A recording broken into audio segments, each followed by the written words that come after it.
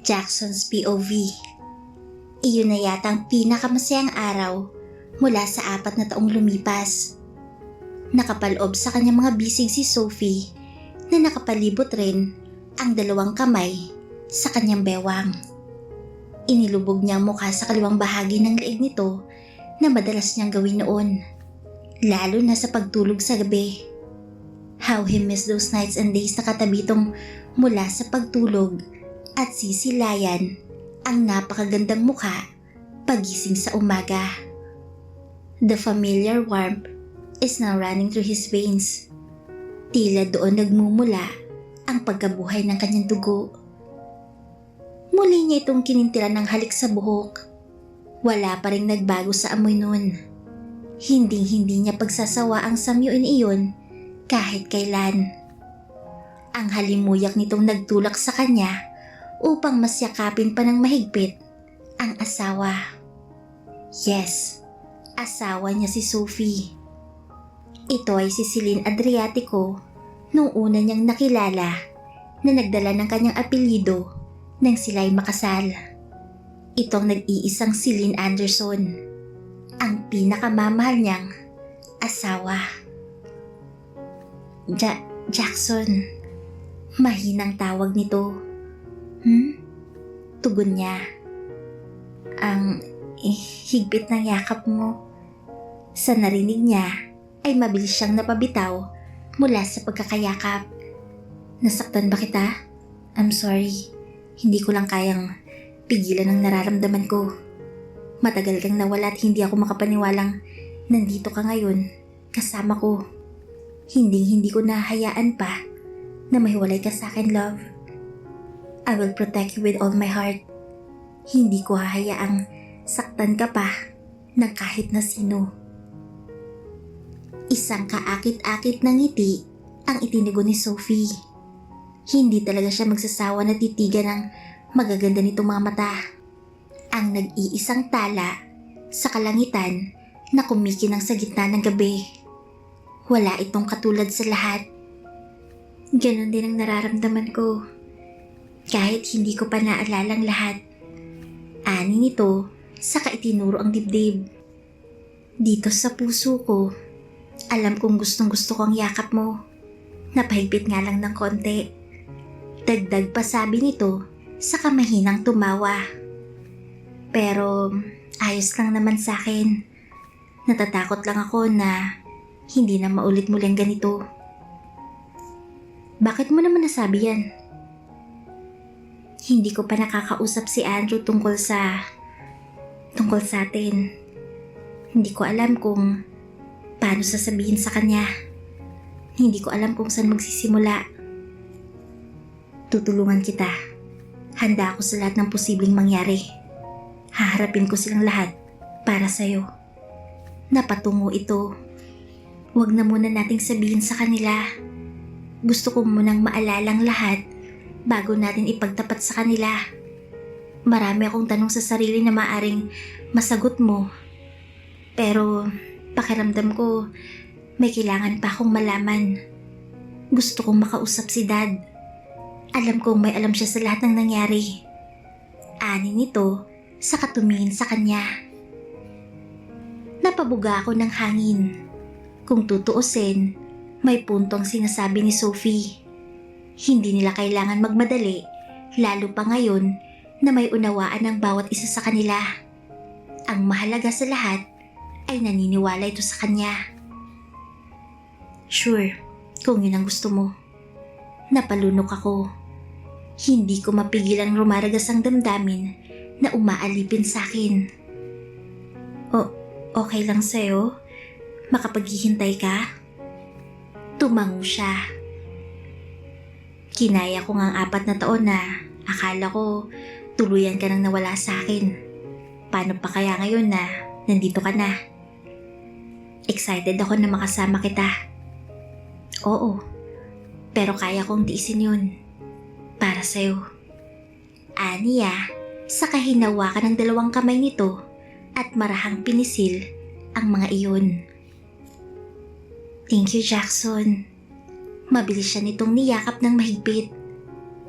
Salamat sa pangunawa mo. Walang anuman. Masaya akong nakabalik ka na, Celine. Masaya rin ako, sweetie. Namilog ang mga mata niyang kumalas sa pagkakayakap. Anong sabi mo? Pinaglipat-lipat niyang mga tingin sa mga mata nito. Ha? May mali ba sa sinabi ko? Tanong nito. Anong tinawag mo sa akin?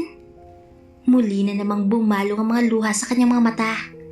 Sumasabog ang puso niya sa pagkarinig ng endearment na itinawag ni Sophie. Daig pa nitong nanalo sa track and field dahil sa bilis ng dagundong ng dibdib niya. Sweetie? Hindi ko alam kung bakit ko nasabi yun. Bigla ko lang. Agad niyang sinapo ang mukha ni Sophie at inilapat ang kanyang labi. Magaan lang yun dahil gusto niyang iparamdam ang labis na kaligayahan. It's the same sweet lips 4 years ago. Ang drogang kinahuhumalingan niya. Dahan-dahan na niyang inilalayo ang labi nang humigpit ang yakap nito sa kanya na naging dahilan ng muling pagkakalapat ng kanilang mga labi. Unti-unti itong gumalaw. Iyon ang senyales ng kanyang limitasyon. Ibinaba niya pa ang mukha upang maidikit pang lalo kay Sophie. Napangiti siya nang maramdaman ang pag-angat nito dahil sa pagtingkayad. Ang magaan na palitan ng halik ay unti-unting lumalim at maya-maya pa ay tila may apoy na tumutupok sa kanyang buong katawan. Sino bang hindi maglalagablab ang puso kung nasa bisig niya si Sophie na dating si Celine? Napamura siya sa isip sa katuluyan ng inilayong mukha kay Sophie. Bakit? I am so sorry, Sophie. Hindi ko intensyong biglain ka. Nadala ko ng nararamdaman ko. I'm sorry. Aniya, sa kahinagkan ng salitan ang dalawa nitong kamay. Hindi kita dapat minamadali. Kakasabi ko lang na makapaghihintay ako, hindi ba? Pasensya ka na talaga. You don't have to say sorry. Ginusto ko rin naman. At alam kong pareho natin gusto yun, hindi ba? Tanong nito na nagniningning ang mga mata. Really? Nakagat pa niyang ibabang labi. Ilang segundo rin siya nitong tinitigan sa kamarahang tumango. Oh God, I really miss you, love. I need to go. Baka hanapin na ako ni Andrew at ni Dad. Paalam ni Sophie. Ihahatid na kita. Aniya. Hindi na. Baka magtaka lang sila kung magkasama tayong babalik. Are you sure? Tanong niya. Pakiramdam niya ay may kung anong lungkot ang sumuntok sa puso niya. Yes, Jackson. For the meantime, we have to do this. I hope you understand. Ani nito. Of course, I understand. Napalunok siya kasunod ng malayang paghapos sa pisngi nito. Mauna ka na. Susunod na lang ako. Isang halik ang iginawad niya sa labi nito. Good night, Sophie. Good night, sweetie. Nakangiting sabi nito. Hindi na mapigtal ang ngiti niya sa labi. Sinundan niya ng tingin si Sophie hanggang sa unti-unti na itong nawala sa kanyang paningin. Sophie's POV. She has the same features of Celine Adriatico. Iyon ang lumalabas sa lahat ng images nang isearch na sa internet ito. Walang duda na iisa lang sila o marahil para silang kambal kung pagbabasihan ng pisikal na anyo nilang dalawa. At kahit pa walang konkretong ebidensya upang mapatunayang siya rin ay si Celine, pinaniniwalaan niyang nararamdaman at ang mga malalabong lumilitaw sa kanyang balintataw at panaginip. Isa pa sa nakadagdag ng kanyang pagpapatunay ay maraming katanungan na hindi sinasagot ng kanyang dad. Doon niya napagtantong iniiwasan talaga ng kanyang ama ang mga katanungan hinggil sa kanyang sarili. Ang palaging sinasabi lang nito ay sakitin siya, kaya naman naapektuhan pati ang kanyang pag-iisip. Nawalan siya ng alaala sa hindi maipaliwanag na dahilan. Nagpaalam na siyang magpapahinga ngunit hindi siya mapakali. Nang masigurong wala ng tao sa sala, ay napagpasya niyang lumabas muli. Tila hinahatak ang mga paa niya na bumalik malapit sa dagat kung saan nakita si Jackson. Pakiramdam niya may kung anong bagay ang nais niyang makita doon dahil sa uri ng kanyang paglalakad. Mabibilis sa mga hakbang niya hanggang sa makarating doon at madatnang nakaupo si Jackson sa malaking bato. Hindi nga siya nagkamali. Minsan na niya itong nakita sa isang panaginip. Halos matunaw ang puso niya nang makitang lumuluha ito. Hindi niya kaya. Pakiramdam niya ay may kung anong sumasaksak sa puso niya. Nasasaktan siya. Nang muli siyang pumaloob sa mga bisig nito, ay walang pagsinla ng kaligayahan ang puso niya. Tipong lahat ng mga bagay na kulang sa kanya ay pinuno ng lalaki. Ang tanging pumuno sa lahat ng kahungkagan na naramdaman niya sa kanyang dibdib sa nakalipas na maraming taon. Lalo pa nang hagkan siya nito. Nabuhay muli ang natutulog niyang liwanag sa katawan. Ito lamang nakakagawa sa kanya. At nang iwan niya ito upang bumalik sa tinutuluyan nila, ay tila bigla na naman siyang sinalakay ng lungkot. Lungkot na bumaang sa kanyang tunay na pagkatao. Pagkapasok niya sa kanyang silid, ay binuhos niyang lahat ng hinanakit at sakit na dulot nun. Si Jackson ay binubulong ng kanyang puso at isipan sa mga oras na yun.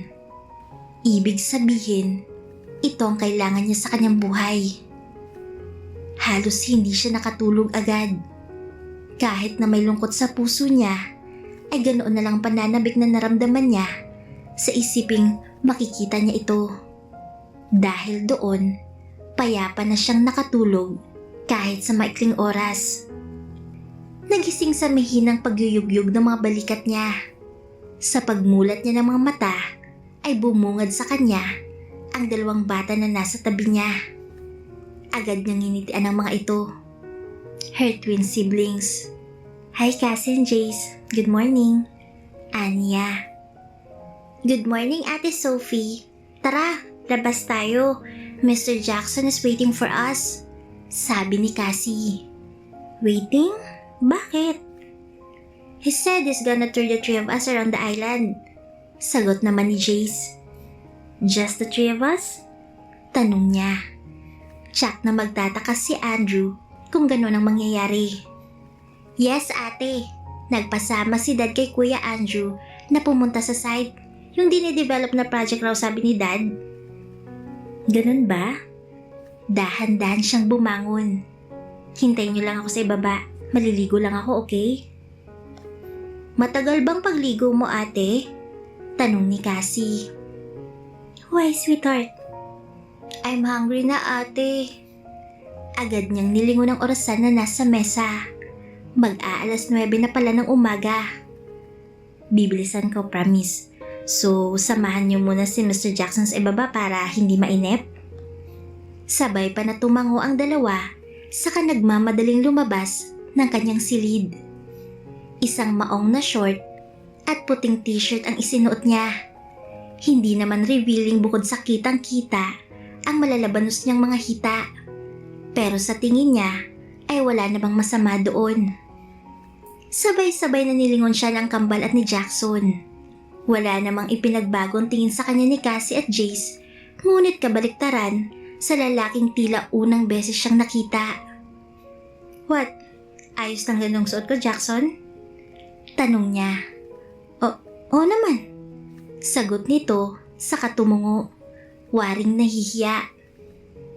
Napangiti ako. Kasi nagugutom ng mga kapatid ko. Pwede bang kumain muna kami? Hindi kasi sila sanay na hindi ako kasabay kumain kahit merong nag-aasikaso sa kanila. Ate Sophie, sasama daw tayo ni Tito Jackson na kumain. May alam daw siyang masarap na kainan dito. Ani ni Jace. Sige, agad niyang sagot. Tito Jackson, can you please carry me? Malambing na tanong ni Cassie na ikinangiti naman ni Jackson. Of course, sweetheart. Thank you. Masayang tugon ni Cassie. Si Jace naman ay agad na humawak sa kamay niya. Paglabas niya ay may ilang lalaking sumunod sa kanila. Nginitian lang ito ni Jackson. Yun pala ay ilan lamang sa mga bodyguards na inilaang magbantay sa kanilang magkakapatid. Habang naglalakad sila ay panay turo ng dalawang bata. Hindi maubos ang mga tanong nito sa kung ano-anong nakikita sa paligid. Aliw na aliw naman si Jackson na sinasagot ang tanong ng mga ito. Parang isang pamilya na masayang naglalakad. Hindi niya alam kung gano'n ang pumasok sa isip niya. Marahil kung sa iba na nakakakita sa kanila ay mapagkakamalan silang isang buong pamilya. Napatingin siya kay Jace na nakatingin rin pala sa kanya. Why, sweetheart? Tanong niya. I really like Tito Jackson. He's super kind and so handsome too. Tinitigan niya kabuuan ng mukha nito. Kahit na bata pa ito, ay taglay na itong pagiging gwapo. Mula sa magandang hugis ng labi nito, patungo sa matangos na ilong, hanggang sa magagandang mata. May naaninig siyang kung ano doon. Parang may kakaiba. Why ate? What's wrong? Wala Jace, ang gwapo mo kasi. Aniya, kasabay ng pagpisil sa matambok na pisngi nito.